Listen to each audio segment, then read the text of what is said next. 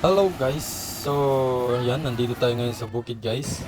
So, ano sabi nila, sabi ng iba, mahirap daw ang buhay sa probinsya. Guys, ito yung nagpapatunay na ang buhay sa probinsya ay hindi mahirap basta masipag ka lang. So, tulad dito guys, nagpa-harvest sila ng kanilang mga palay.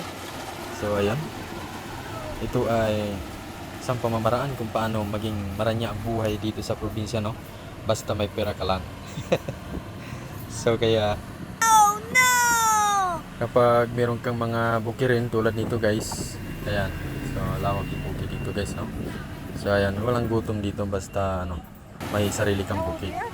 Yun nga lang ang problema, kung wala ka sariling bukid, mahirap talaga ang buhay. Pero hindi naman nang aabot sa ganun na magugutuman ka, no? Kasi tulad dito, magpahinanti ka lang dito sa harvester, so makakakain ka na.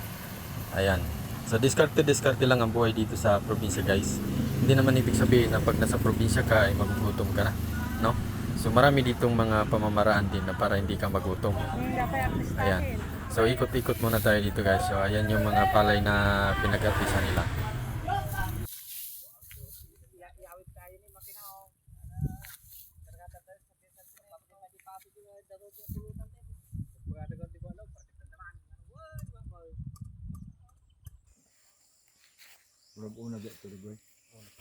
Alright, so dito na naman tayo sa nyugan guys. So tulad nito guys, oh, may mga nyug, no? So di ka magugutom talaga guys, no? Ayan, mag-harvest ka ng mga nyug. Yun. So kuminsan maganda din ang presyuhan ng mga kopras guys.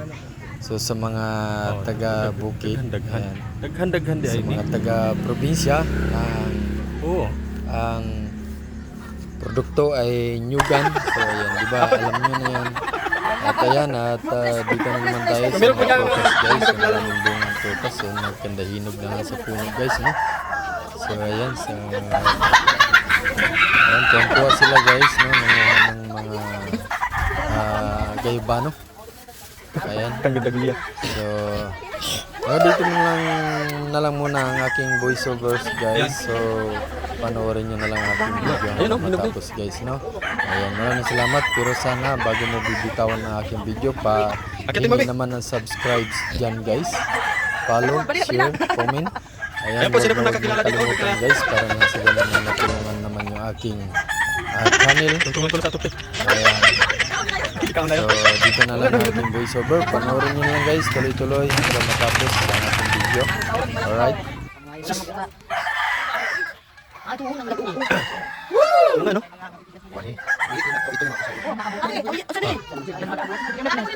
Ayan.